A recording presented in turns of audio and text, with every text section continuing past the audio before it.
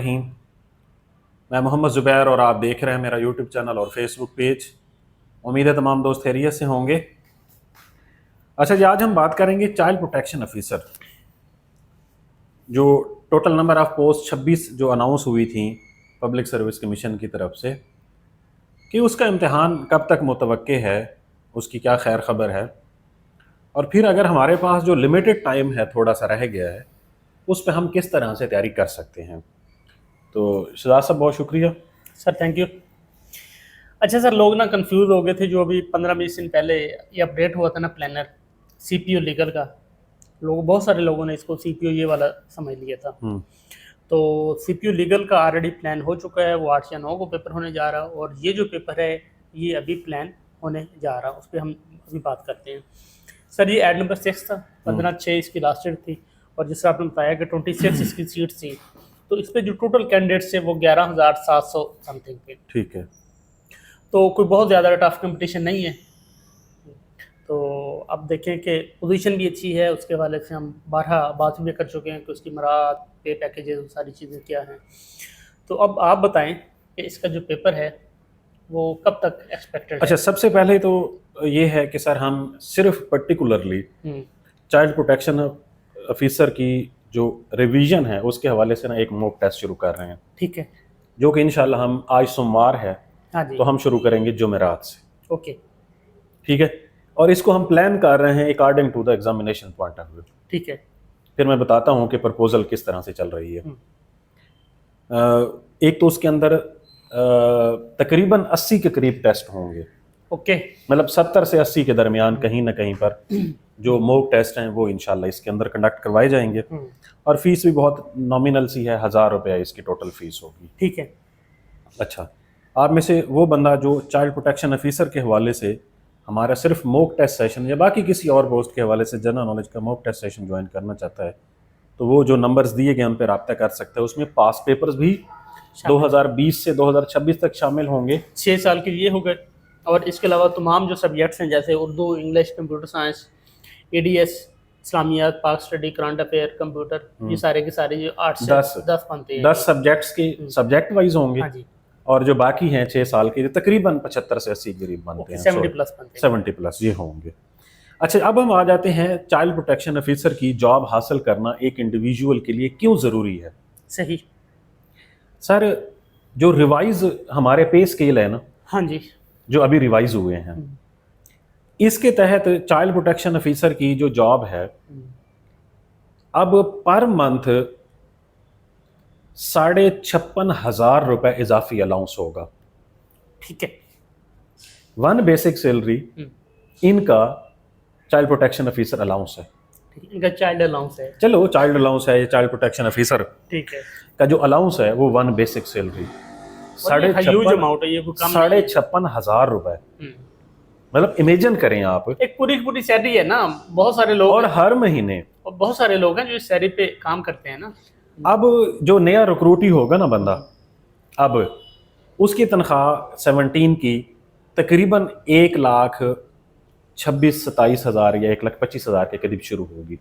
ठीक है। जो कॉन्ट्रैक्ट पर होगा उसके अंदर आप 1 लाख सिर्फ 56,000 अगर आप और ऐड करेंगे, ठीक है, तकरीबन 1,80,000-85,000 के करीब जाकर तनख्वाह बनेगी। ऐसी है।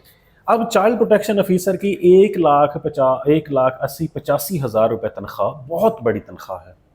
फिर इसके अलावा रिसोर्सेज भी इसमें सही अवेलेबल रिसोर्सेज हैं, फिर इनकी रेजिडेंशियल सहूलियात इनको अंदर मौजूद होती हैं। ठीक है। फिर ऐसा कोई काम नहीं है जिसमें कोई कहीं चलानी है या कोई कुहाड़े चलाने हैं, जैसे हमारी देहाती जुबान में कहते हैं। ठीक है, ये चाइल्ड प्रोटेक्शन ऑफिसर का बहुत रीजनेबल काम है। हाँ, सोशल वर्क है और बड़ा दिल के करीब है। अब बच्चों की प्रोटेक्शन के हवाले से काम कर रहे हैं, सो इस वजह से ये बहुत जरूरी है। अब सर, जो पब्लिक सर्विस कमीशन में इस पेपर के हवाले से और भी बहुत सारे पेपर्स हैं जो पेंडिंग पड़े होते हैं, उनके हवाले से एक प्रपोजल इनिशिएट किया गया है। ठीक है। कि हमारे पास जो एक्सपेक्टेड स्लॉट्स अवेलेबल हैं जहां पर पेपर मुमकिन है वो 20-21 वाला जो वीकेंड है, 22-23 का, और फिर उससे अगला वीकेंड 29 का। ठीक है। अब ये जो वीकेंड्स हैं ये उन्होंने बाकी पेपर्स के साथ साथ ये भी प्रपोज किए हुए हैं कि इन पर ये पेपर कंडक्ट करवाए जा सकते। ठीक है। अब इस पे कौन सा अप्रूव होता है ये अभी डिसाइड होना है, ठीक है। But according to the proposal hmm, ये 2 वीकेंड जो हैं ये प्रपोज हुए हैं कि ठीक है। इनमें से पेपर मुमकिन है कि हो करवाया जा सकता है। यानी ये जो सीपीयू का टेस्ट है ये लास्ट वीक या सेकंड लास्ट पे? जी 20 से Hopefully 30 हो के जाए। दरमियान वाले जो 2 वीकेंड्स हैं ठीक है। उनके दरमियान होने के कभी इम्कान है। जब कभी प्रपोजल चला जाता है ना हम्म, फिर उसके अंदर बहुत माइनर अल्टरेशन होती है, ठीक है। बट ये है कि उसके अप्रूव होने के कभी इम्कान होते हैं। ओके, ये मैं अभी बता रहा हूँ कि ये प्रपोज्ड है, ठीक है। इसके ऊपर अभी कोई फाइनल डिसीजन नहीं हुआ। जैसे अगर को हुआ, अगर को हमारी नॉलेज में आया तो वो भी जरूर शेयर करेंगे। ओके, तो इसीलिए अब हम प्रोबेबिलिटी पे तो आए। वैसे आपका ख्याल क्या है कि कब तक ये जो इन्फॉर्मेशन है ये मैच्योर हो सकती है? यानी यानी फ्राइडे तक हो जाएगी, ओके, आज मंडे है, फ्राइडे तक हम ये कंफर्म हो जाएगा। हो जाएगी सही। इंशाल्लाह। अब हम आ जाते हैं कि अगर ये 22-23 को पेपर होता है या 28-29 को, जो भी वीकेंड्स आ रहे हैं दरमियान में, अगर इन पर आता है तो हमारे पास 2 वीक्स या 3 वीक्स मौजूद हैं।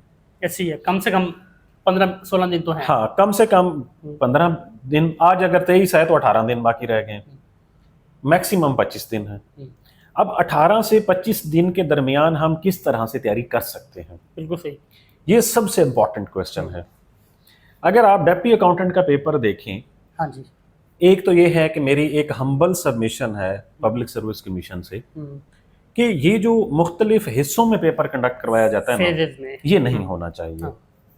एक पेपर होना चाहिए, सारे कैंडिडेट्स का एक ही टाइम पे पेपर हो, ताकि वो जो किसी को इजी मिल जाता है पेपर, किसी को मुश्किल, वो जो थिंकिंग होती है कि मेरे साथ ज्यादती हुई है, तो वो चीजें देखें 100% जब ट्रांसपेरेंसी इंश्योर हो रही है एक ऑर्गेनाइजेशन की हाँ। तरफ से, तो ये स्टेप भी ले लिया जाए। बिल्कुल ऐसी है। अब इसी के साथ साथ लगे हाथों और पीपीएससी लाखों लोगों का इम्तिहान करा टाइम सकता है, में ले सकता है। ले सकते हैं, कैपेबिलिटी है पब्लिक सर्विस कमीशन की।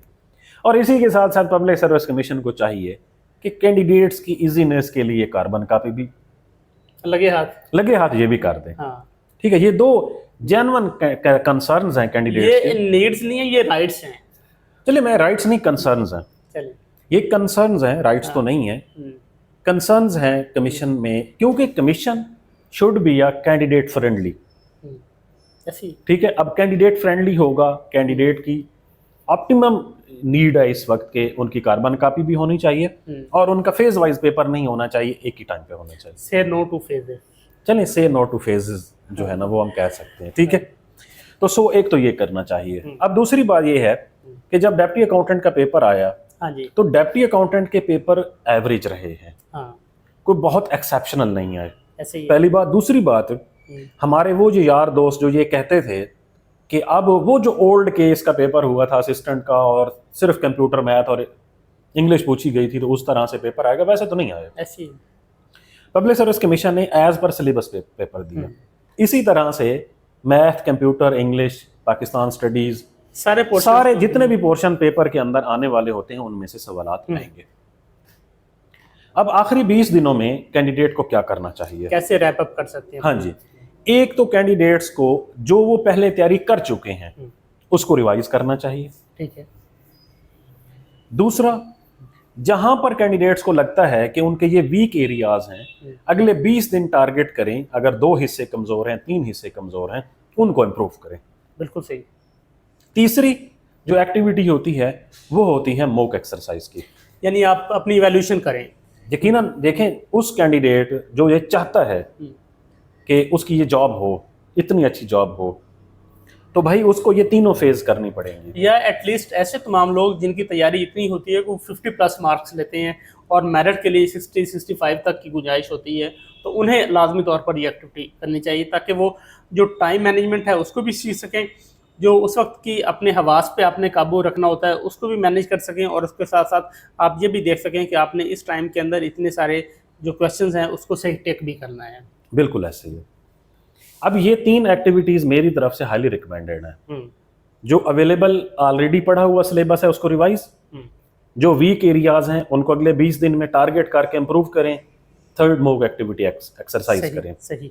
ये 3 ऐसी एक्सरसाइजेज हैं जिसमें कैंडिडेट की तैयारी इंप्रूव भी हो रही होती है जी, मीन वो प्रोग्रेस भी कर रहा होता है, और जो उसने पढ़ा हुआ होता है वो उसको रैप अप भी कर रहा होता है। सही है। सही। बहुत सारे ऐसे कैंडिडेट्स हैं जो सिर्फ एक दफ़ा सिलेबस पढ़ सकते हैं, दूसरी दफ़ा नहीं पढ़ सकते, पेपर में 4-5 नंबर उनके इस तरह से रह जाते हैं। Exactly. सो अगर वो Opinion भी जरूरी होती है अगर वो अपनी 20 दिन, फर्ज करो हम ये कहते हैं कि 22-23 वाले वीकेंड पे अगर पेपर प्रपोज हो जाता है, जगह। हाँ जी। तो अब अगर हम इनको 19 दिन पहले बता रहे हैं, 19 दिन पहले आराम से सिलेबस रिवाइज हो सकता है। बिल्कुल ऐसी है, बिल्कुल ऐसी है। 19 दिन पहले आराम से जो वीक एरिया है आइडेंटिफाई होने के बाद उसको इम्प्रूव भी किया जा सकता है। और सब लोगों को पता है कि उनकी वीकनेसेस कौन कौन सी हैं। सो प्लीज अपनी तैयारी को कंसाइज करें, फोकस्ड रखें, पर्टिकुलर चीजें। पब्लिक सर्विस कमीशन में ये इस इम्तिहान की एक खूबी है, इस इम्तिहान की एक खामी है। खूबी ये है कि तकरीबन सारे का सारा सिलेबस जो है वो किताबों की सूरत में अवेलेबल है। खामी ये है कि कहीं से कुछ भी पूछा जा सकता है। नहीं, मैं और चीज ऐड करने लगा था। खामी ये है कि this is the test of your memory. ऐसी है, रट्टेबाजी का है। हाँ, not your test of knowledge. ठीक है, ये कोई एनालिटिकल रीजनिंग का नहीं है। ऐसी है।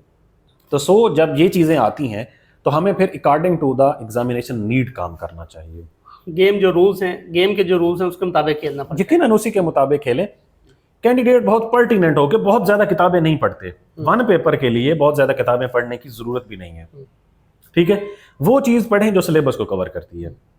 ठीक है, चाहे वो इंडिविजुअल सिलेबस करके सब्जेक्ट वाइज करें, चाहे कलेक्टिव आपको करना पड़ता है वो करें, बट आप सब्जेक्ट स्पेसिफिक रहें तो मेरे ख्याल में आप बेहतर तरीके से परफॉर्म कर सकते हैं। बिल्कुल ऐसे ही सर। और जिस तरह आप कहते हैं कि अब वो टाइम नहीं है कि आप पास पेपर पढ़ें और पेपर पास हो जाएगा। अब आपको क्रिटिकली तवज्जो के साथ फोकस होकर बैठना पड़ेगा और आपको ये देखना पड़ेगा कि कौन से एरियाज हैं जो आपके वीक हैं, जहाँ से आपके नंबर्स कम हो रहे हैं। आपको उन पे मेहनत करनी होगी और तब जाके फिर आप देखें कि आप जो कंपटीशन इतना है कि 70+ जो मार्क्स हैं, 70+ जो मेरिट है वो यूजुअली बन रहा है यूजुअली। ठीक है, तो आप लोगों को थोड़ा सा मजीद फोकस्ड और एक स्ट्रेटजिक वे में जाके तैयारी करनी होगी।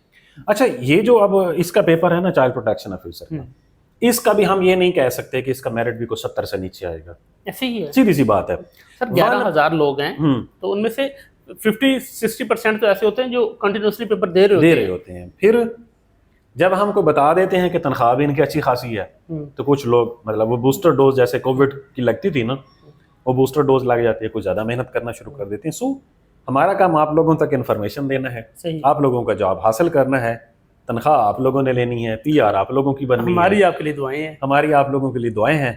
तो जी, गॉड ब्लेस यू जी।